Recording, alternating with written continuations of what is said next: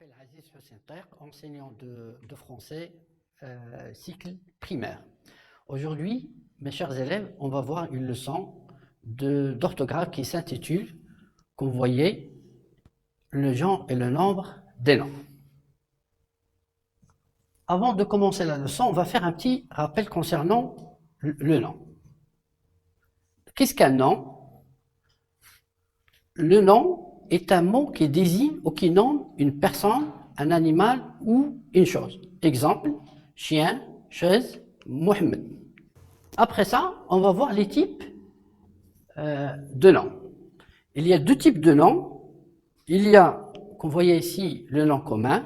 Il est toujours précédé par un déterminant. Exemple, un chat, voilà le déterminant 1. La maison, le déterminant c'est là. L'homme, L apostrophe, des enfants, le déterminant c'est des. Le deuxième type, c'est le nom propre. Voilà, c'est le nom propre. Il commence toujours par une majuscule. Exemple, Omar, vous voyez, il commence par une majuscule. Maroc, M, majuscule. Casablanca, C, majuscule.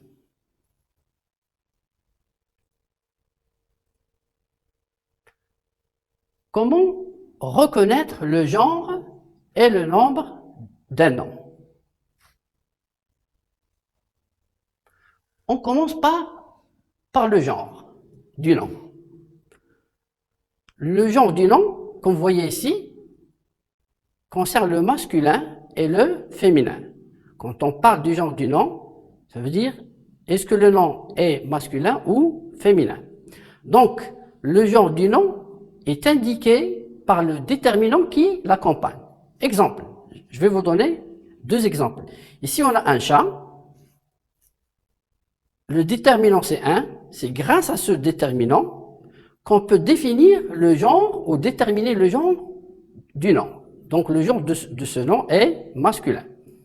Pour ce nom, la maison, le déterminant, ce nom est introduit par le déterminant là. Donc, ça nous aide à déterminer son genre. Son genre, il est féminin.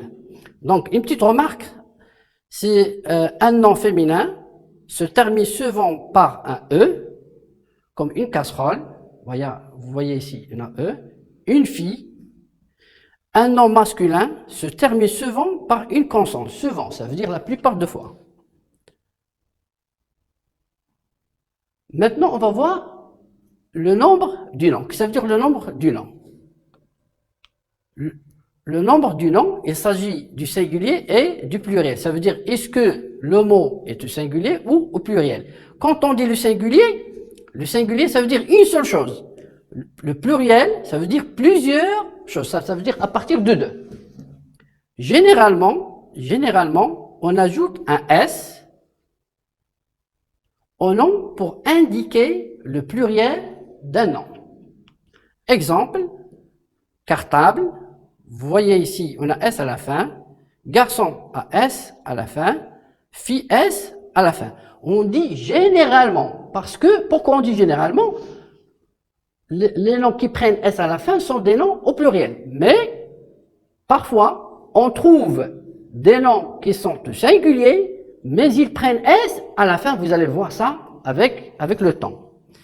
C'est pas le moment d'aborder ça maintenant. Ici, il y a une petite remarque. Le déterminant qui accompagne le nom est également au pluriel. Ça veut dire quoi? Si on a un nom au pluriel, comme par exemple le mot fille, voilà, le nom fille prend S à la fin, le déterminant est au pluriel. Le nom les garçons, le nom prend S à la fin et le déterminant les est au pluriel. Si le nom est au singulier, le déterminant est au singulier. Si le nom est au pluriel, le déterminant est au pluriel.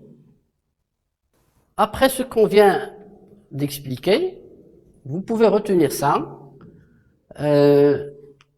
Chaque nom a un genre et un nombre. Chaque nom a un genre et un nombre. Donc le genre du nom, c'est quoi? Le genre du nom, il désigne si le nom est au masculin ou féminin. Ça, c'est le genre. Le nombre du nom, il désigne si le nom est au singulier ou au pluriel. Et on va clôturer notre leçon, comme d'habitude, par une activité d'évaluation sous forme d'un exercice pour savoir si vous avez bien compris la leçon. Indique le genre et le nombre des noms suivants. Voilà un exemple. Par exemple, un mouton. Le genre, il est masculin parce que c'est un, il est masculin. Le nombre, il est singulier. Vous allez faire la même chose pour les autres? Non. Une fille, des filles, un garçon, des garçons, l'oiseau, les oiseaux. Et voilà, mes chers élèves, notre leçon s'achève. J'espère vous voir, Inch'Allah, la prochaine fois. Je vous laisse et ce n'est pas la peine de vous conseiller. Travaillez bien chez vous. Allez, au revoir.